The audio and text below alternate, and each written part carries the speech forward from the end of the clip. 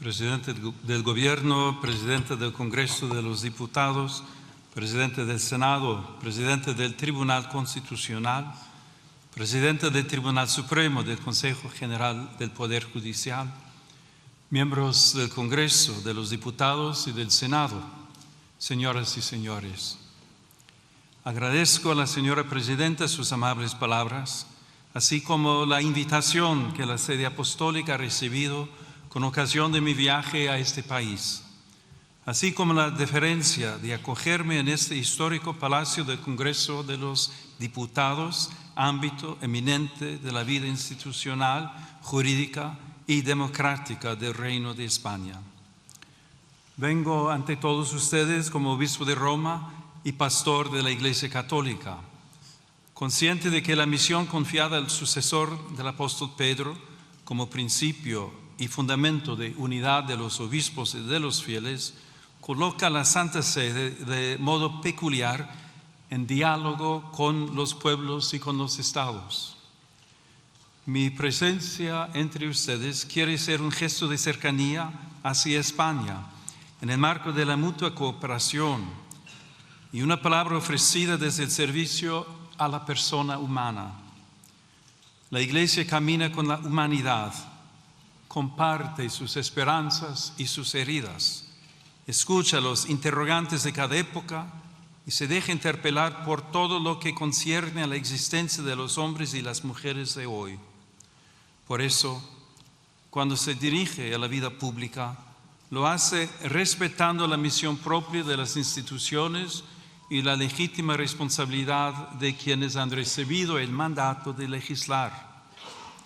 Reconoce la autonomía de las realidades terrenas y la distinción entre comunidad eclesial y comunidad política.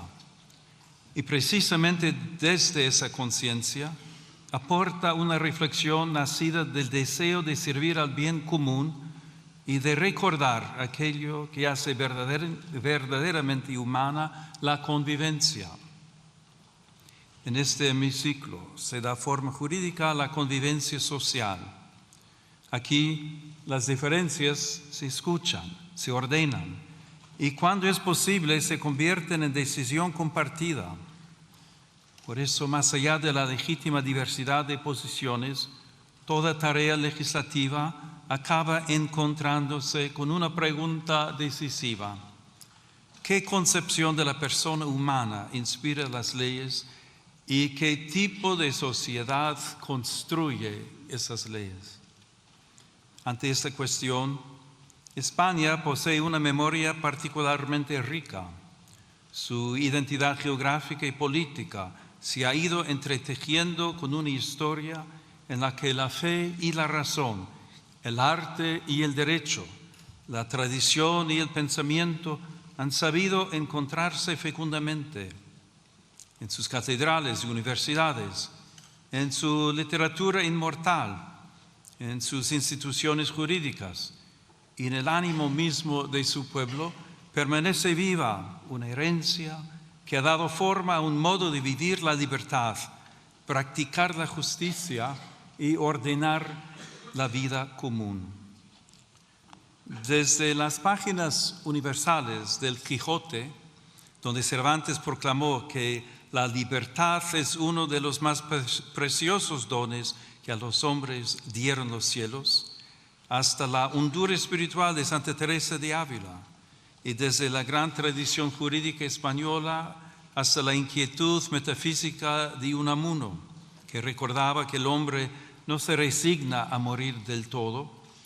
España ha sabido mirar al ser humano como algo más que una pieza del orden social, económico, político.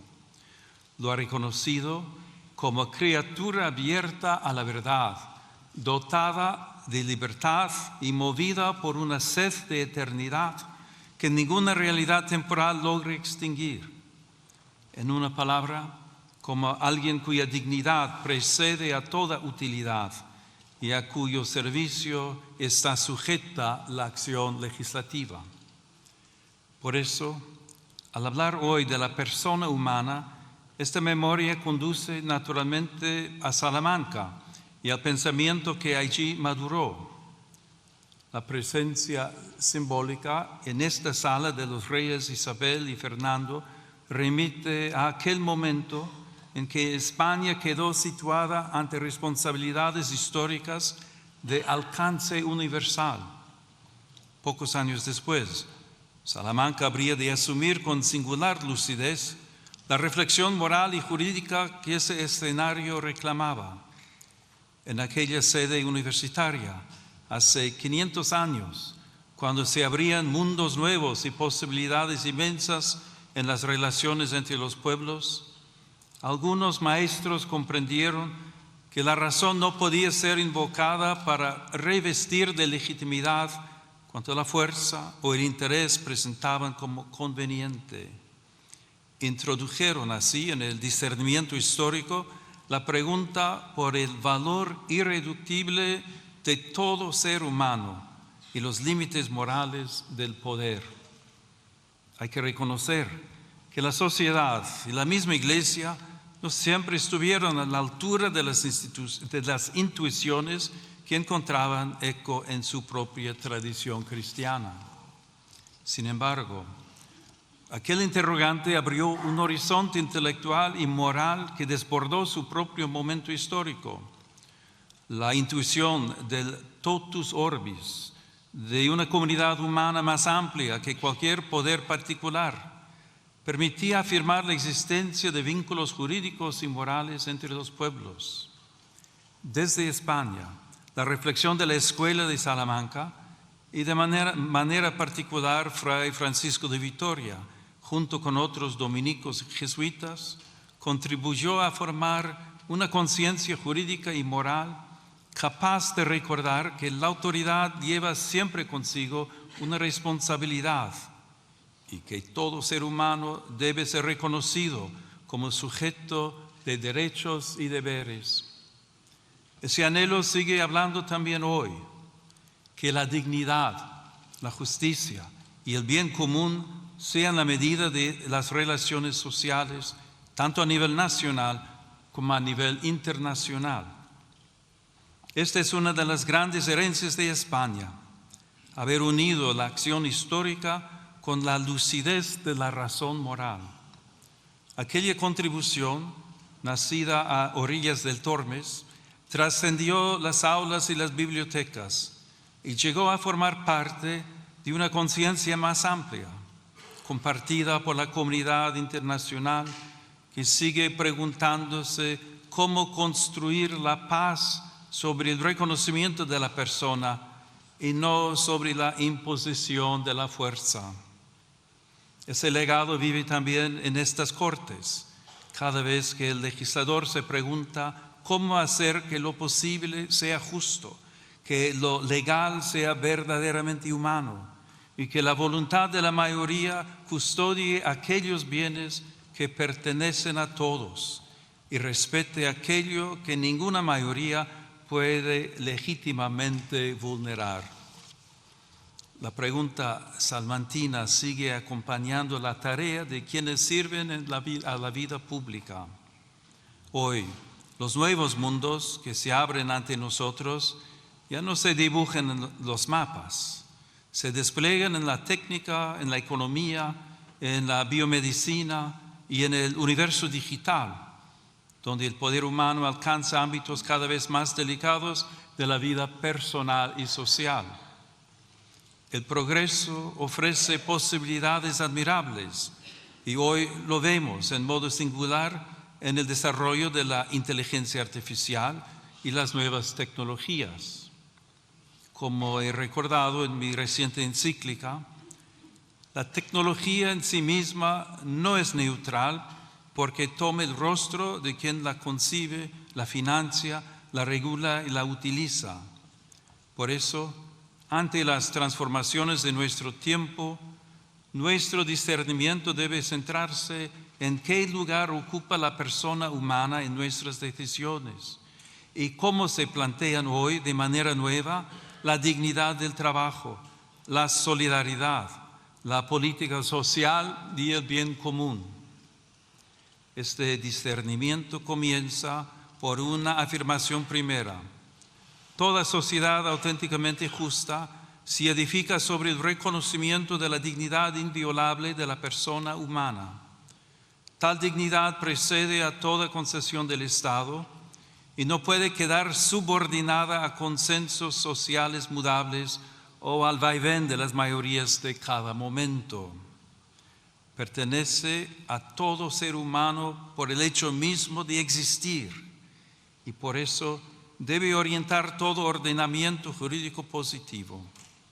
La fe cristiana la proclama a partir de la revelación. La razón humana puede reconocerla como exigencia inscrita en la verdad del hombre. Cuando esta convicción permanece viva, el derecho se convierte en amparo de todos y en garantía frente a la imposición de intereses y agendas particulares. Sobre este fundamento, me corresponde pronunciar hoy una palabra serena y firme ante quienes tienen la grave responsabilidad de ordenar jurídicamente la convivencia social. Esta convivencia puede verse amenazada por la cultura del descarte, como tantas veces advirtió el Papa Francisco. En este sentido, si la vida deja de ser reconocida como un valor fundamental, ¿qué futuro pueden tener nuestras sociedades? ¿Puede llamarse plenamente justa una comunidad que deje en la sombra al niño aún no nacido, al anciano, al enfermo, a quien sufre en silencio o a quien depende enteramente del cuidado de los demás? La defensa de la vida humana no es una cuestión parcial ni un interés confesional, es una meta de civilización. Toda vida humana debe ser reconocida y custodiada desde su concepción hasta su ocaso natural, en cada circunstancia de su existencia. Cuando esta certeza se oscurece, los más vulnerables son las primeras víctimas y la ley pierde su significado más profundo, servir y proteger a cada persona. Por eso la grandeza moral de una nación se manifiesta sobre todo en su capacidad de acompañar, proteger y amar aquellas vidas que atraviesan mayor fragilidad. El bien común es, en cierto modo, la forma social de la dignidad humana. No consiste en la mera suma de intereses particulares, sino en el conjunto de condiciones de la vida social que hacen posible a las asociaciones y a cada uno de sus miembros el logro más pleno y más fácil de la propia perfección. Cuando el bien común deja de ser horizonte compartido, la acción pública corre el riesgo de fragmentarse en intereses parciales, incapaces de custodiar aquello que pertenece a todos. En este contexto, reviste particular importancia la familia, realidad humana primera y fundamento natural de la comunidad. En el hogar se entrelazan las generaciones y se transmite una memoria viva que da continuidad interior a la sociedad. Allí donde la familia es sostenida, se fortalece también la estabilidad espiritual y social de las naciones. La familia será siempre la primera escuela de humanidad en la que se aprende, antes que en cualquier otro lugar, la gramática elemental de la convivencia. Recibir la vida, cuidar al otro, perdonar, servir y pertenecer. También las instituciones educativas ocupan un lugar decisivo en esta tarea. En ellas, las nuevas generaciones pueden aprender a buscar y amar la verdad y a cuestionarse sobre el sentido de la vida y la dignidad de cada persona. Por eso, muchos padres deseosos de que sus hijos aprendan a relacionarse, a pensar con espíritu crítico y a adquirir valores sólidos, depositan en ellas grandes esperanzas como valiosas aliadas en su educación. Esta colaboración ha de respetar siempre el derecho primario e inalienable de los padres a elegir el tipo de educación y de formación que reciben sus hijos, en coherencia con sus propias convicciones morales, culturales y religiosas.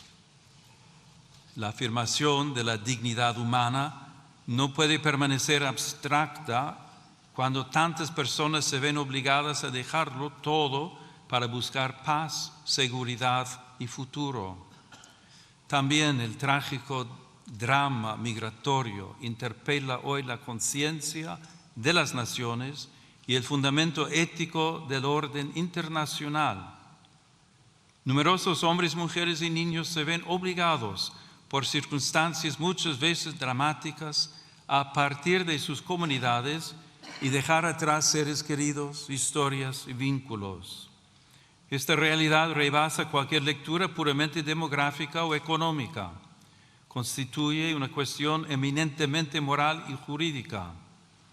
Ahí donde una persona es discriminada por su origen nacional, étnico, religioso o lingüístico, o por su condición económica y social, se vulnera gravemente el principio universal de la igual dignidad de todos los seres humanos. La situación de los migrantes y refugiados exige una respuesta que mire a las personas, afronte las causas que las obligan a partir y vaya más allá de la mera gestión de flujos. De ahí nace una doble exigencia de justicia social: ofrecer vías seguras y legales, una acogida respetuosa y posibilidades reales de integración, y promover al mismo tiempo el derecho a permanecer en la propia tierra, trabajando para que nadie tenga que abandonar su hogar por falta de paz, seguridad o condiciones dignas de vida, por las desigualdades económicas y los efectos de la crisis climática. En los últimos años, las rutas cada vez más peligrosas han evidenciado el altísimo coste de esta realidad, tantas veces escondida o ignorada. Muchas personas siguen siendo presas de traficantes y contrabandistas que se aprovechan de su desesperación. Es necesario fortalecer la prevención, el rescate y la asistencia a las víctimas, especialmente en el marco de una cooperación regional y multilateral. Ninguna nación puede afrontar por sí sola un desafío de esta magnitud. Por ello es indispensable una respuesta coordinada, solidaria y eficaz, capaz de garantizar protección, acogida y oportunidades reales de integración a quienes emigran. Cuando la respuesta institucional se hace cercana, justa y coordinada, las fronteras dejan de ser lugares de abandono y pueden convertirse en espacios de protección responsable de la dignidad humana. Señorías, el mundo atraviesa una profunda crisis espiritual y cultural que se manifiesta en múltiples formas de violencia, polarización y desconfianza recíproca. En este contexto, la paz se presenta como una aspiración política y más aún como una verdadera exigencia moral. Reclama una palabra pública que respete a quien piensa distinto, instituciones puestas al servicio del encuentro, una memoria histórica que busque la verdad y la reconciliación y una vida social capaz de sostener la amistad cívica y el respeto mutuo en medio de la discrepancia. En el plano internacional, la paz exige valentía diplomática, responsabilidad ética y una visión de futuro fundada en el respeto a la identidad de cada pueblo y en la obligación de los estados de resolver sus controversias por los caminos pacíficos que ofrece el derecho internacional. Toda guerra constituye, en última instancia, una dolorosa derrota de la capacidad de negociar y también de aquella conciencia común de la humanidad que reconoce vínculos de justicia entre las naciones. Las armas pueden imponer un silencio temporal, pero nunca podrán edificar una paz auténtica y duradera. Por eso, preocupa que en diversos lugares del mundo y también en Europa vuelva a presentarse el rearme como respuesta casi inevitable ante la fragilidad del escenario internacional. La verdadera seguridad, en cambio, nace de la justicia, del diálogo paciente, del respeto al derecho internacional y de una política capaz de poner la vida de los pueblos por encima de los intereses que se benefician de la guerra. También el desarrollo de las nuevas tecnologías y de la inteligencia artificial en el ámbito militar exige una vigilancia ética rigurosa para que las decisiones sobre la vida y la muerte nunca sean descargadas sobre automatismos ni sustraídas a la responsabilidad moral de la persona humana. La comunidad internacional está llamada a redescubrir el valor indispensable del diálogo como camino paciente hacia acuerdos justos y duraderos, fundados en el respeto a los tratados, en la transparencia de la acción diplomática y en la voluntad sincera de anteponer la paz al recurso a la fuerza. De ahí nacen la confianza y la esperanza. Como recuerda el lema de la Unión Europea, in varietate concordia, la unidad verdadera no uniforma, sino que cohesiona en la diversidad, haciendo de las culturas, sensibilidades y tradiciones una ocasión de enriquecimiento mutuo. Asimismo, dentro de las propias sociedades es urgente construir una cultura de la reciprocidad. La pluralidad política no debería degenerar en descalificación permanente del adversario. En una convivencia madura, incluso el conflicto puede convertirse en camino hacia la paz cuando las diferencias se dejan mitigar por la escucha y se ordenan al reconocimiento de las necesidades, los anhelos y las capacidades de todos. Pero la paz no es solamente una realidad política o institucional. Nace también en la conciencia, allí donde el rencor, la indiferencia y el odio ceden espacio a la reconciliación. Por eso se instaura y se protege también a través del lenguaje. Las palabras pueden abrir caminos o cerrarlos, pueden iluminar la realidad o deformarla hasta hacer imposible el encuentro. Quienes ejercen una responsabilidad pública tienen por eso una especial obligación de custodiar la palabra para desarmar el lenguaje. La firmeza no exige desprecio, la discrepancia no conlleva humillación.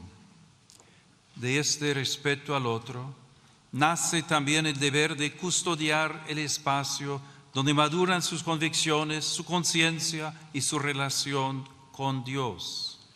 La atención a ese ámbito interior permite comprender mejor una cuestión decisiva para toda sociedad verdaderamente democrática: la libertad de pensamiento, de conciencia y de religión, derecho fundamental que tutele el ámbito más íntimo de las personas. La libertad sobre la que se edifica el Estado contemporáneo, si es auténtica, reconoce la dimensión religiosa del ser humano, la respeta y la tutela jurídicamente, y evita que alguien tenga que renunciar a contribuir a la sociedad en la que vive por causa de su fe. Sin confundir el plano jurídico con el moral, conviene recordar también que la libertad necesita una comprensión plena de sí misma. Ser libre no significa únicamente estar libre de coacciones o disponer de muchas posibilidades de elección. Significa poder reconocer el bien y adherirse a él responsablemente. Por eso, toda sociedad efectivamente libre requiere también una justa delimitación del poder público, de modo que la libertad de las personas, de las comunidades y de las asociaciones no sea indebidamente restringida. Desde esta perspectiva, la legítima autonomía del orden temporal jamás debe interpretarse como hostilidad hacia el fenómeno religioso. La fe no pretende imponerse mediante privilegios ni coerciones. Sin embargo, tampoco puede ser relegada al silencio como si fuese irrelevante para la vida pública. En este contexto, el sigilo sacramental de la confesión reviste una importancia especial para la Iglesia Católica. Se inserta en el ámbito más amplio de la libertad religiosa, que garantiza a las comunidades creyentes un espacio propio de vida, organización y disciplina interna. Tutelarlo jurídicamente, como sucede de modo análogo en algunas profesiones, significa preservar un espacio sagrado de libertad interior, donde el creyente puede abrir su alma ante Dios sin temor a presiones externas, como reconocen también las normas internacionales. Señoras y señores, permitan que me detenga un instante en algunas imágenes que adornan esta cámara. En este salón de sesiones, la luz natural entra por el lucernario que corona la sala. Esa luz que viene de lo alto puede recordar que también la política necesita reconocer una medida que la precede y la supera. También las pinturas que evocan en la parte superior del muro principal la recepción del Evangelio y del Decálogo recuerdan algo esencial, sin confundir el orden político con el religioso. Esos signos invitan a reconocer que la libertad moderna ha sido preparada también por una larga educación de la conciencia, profundamente marcada por la tradición cristiana. En esa escuela interior, los pueblos aprendieron que el derecho debe servir al bien, que la justicia pone límites a la fuerza, que el poder necesita legitimidad, que los pobres pertenecen plenamente a la comunidad, que el extranjero debe ser acogido conforme a su dignidad y que la vida humana jamás puede ser tratada como mercancía. Una ley no alcanza su verdadera grandeza por el mero hecho de haber sido formalmente aprobada. La alcanza cuando, además de ser válida en su forma, puede comparecer ante la dignidad de la persona y salir de ese examen sin avergonzarse. Les invito a alzar pues la mirada, no para alejarse de la realidad, sino para recordar que toda decisión de las autoridades públicas toca personas de carne y hueso, especialmente a quienes tienen menos fuerza para hacerse oír. Porque la altura de miras consiste precisamente en mirar con más hondura aquello que está en juego en cada decisión pública. Por eso, junto a las respuestas técnicas y las reformas legales, hace falta también una renovación moral. España puede ofrecer mucho en este camino. Cuenta con una lengua que une continentes, una tradición cultural, jurídica y espiritual que ha sabido poner en diálogo fe y razón, derecho y conciencia, unidad y pluralidad. Esta experiencia histórica recuerda también el valor de la concordia y del esfuerzo paciente por construir una convivencia pacífica y justa. Que esta noble nación jamás pierda la memoria de sus raíces ni la audacia de mirar al futuro. Que España continúe siendo tierra de encuentro, de cultura, de solidaridad y de esperanza. Y que su vida pública sepa unir siempre la firmeza de las convicciones con la nobleza del diálogo y la grandeza del servicio. Que Dios conceda paz a todas las naciones de la tierra, concordia a las familias y serenidad a las conciencias. Y que sobre el reino de España, marcado por la huella apostólica de Santiago y por la presencia maternal de la Virgen del Pilar, desciendan días de prosperidad, justicia y paz duradera. Muchas gracias.